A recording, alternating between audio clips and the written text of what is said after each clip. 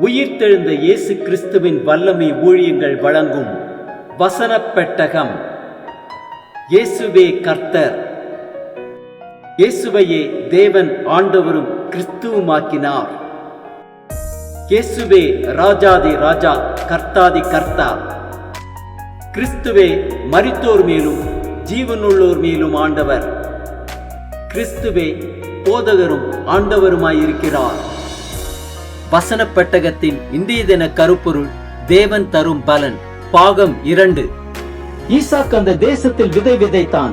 கர்த்தர் அவனை ஆசீர்வதித்ததினால் அந்த வருஷத்தில் 100 மடங்கு பலன் அடைந்தான். தேவன் தரும் பலனை குறித்ததான வேத வசனங்களை பார்க்கலாம். மத்தேயு 7:7 வாசிக்கிறோம். கேளுங்கள், அப்பொழுது உங்களுக்கு கொடுக்கப்படும். தேடுங்கள், அப்பொழுது கண்டடைவீர்கள். தட்டுங்கள், அப்பொழுது உங்களுக்கு திறக்கப்படும். மத்தேயு 6:6 வாசிக்கிறோம்.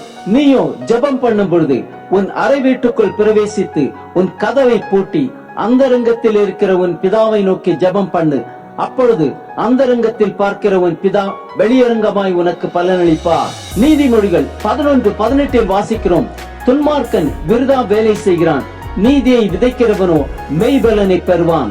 ஆமோஸ் 5:14 வாசிக்கிறோம்.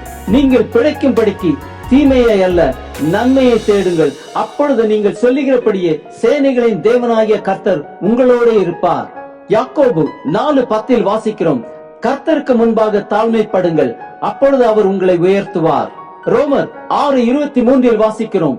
பாவத்தின் சம்பளம் மரணம், தேவனுடைய கிருபை வருமோ நம்முடைய கர்த்தராகிய இயேசு கிறிஸ்துவினால் உண்டான நித்திய ஜீவன். எபேசியர் 6:7-8 வாசிக்கிறோம்.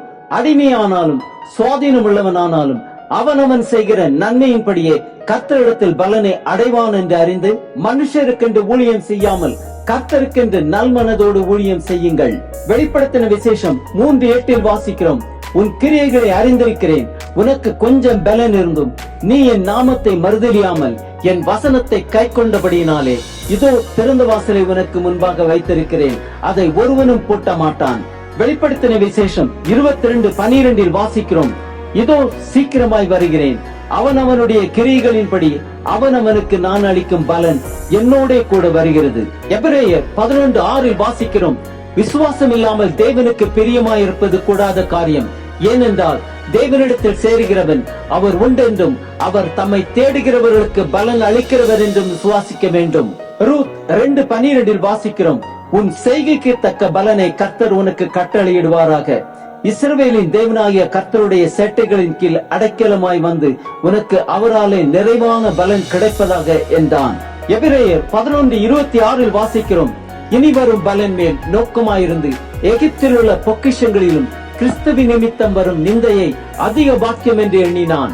கொலோசியர் 1:6 வாசிக்கிறோம். அந்த நம்பிக்கை குறித்து நீங்கள் முன்னமே சத்திய வசனமாகிய சுவிசேஷத்தினால் கேள்விப்பட்டீர்கள்.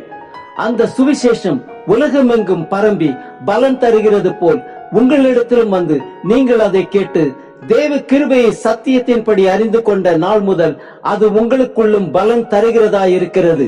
1 கொரிந்தியர் 9:16 வாசிக்கிறோம். சுவிசேஷத்தை நான் பிரசங்கித்து வந்தும் மேன்மை பாராட்ட எனக்கு இடமில்லை, அது என் மேல் விழுந்த கடமையாய் இருக்கிறது. சுவிசேஷத்தை நான் பிரசங்கியாதிருந்தால் எனக்கு ஐயோ. 1 கொரிந்தியர் 9:17-18 வாசிக்கிறோம்.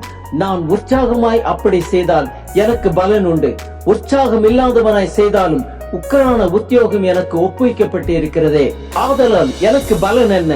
நான் சுவிசேஷத்தை பிரசங்கிக்கையில் அதை பற்றி எனக்கு உண்டாயிருக்கிற அதிகாரத்தை முற்றிலும் செலுத்தாமல் கிறிஸ்துவின் சுவிசேஷத்தை செலவில்லாமல் ஸ்தாபிப்பதே எனக்கு பலன். ஆம், சுவிசேஷத்தை நாம் பிரசங்கியாதிருந்தால் நமக்கு ஐயோ, அது நம்மேல் விழுந்த கடமையாய் இருக்கிறது.